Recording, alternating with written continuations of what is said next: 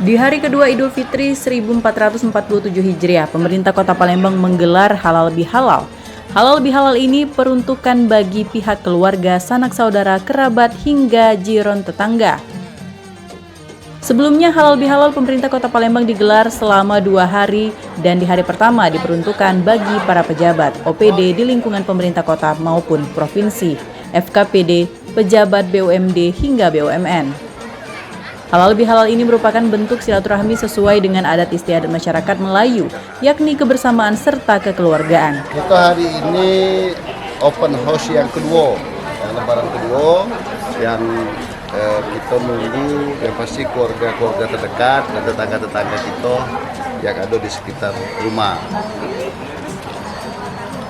Sama-sama makan, ya, tempe. Idul Fitri merupakan simbol Islam yang indah karena menghilangkan penghalang antara yang kaya dan yang miskin, yang beriman dan yang berdosa. Dari Palembang, Sumatera Selatan, Erwin Setiawan, iNews melaporkan.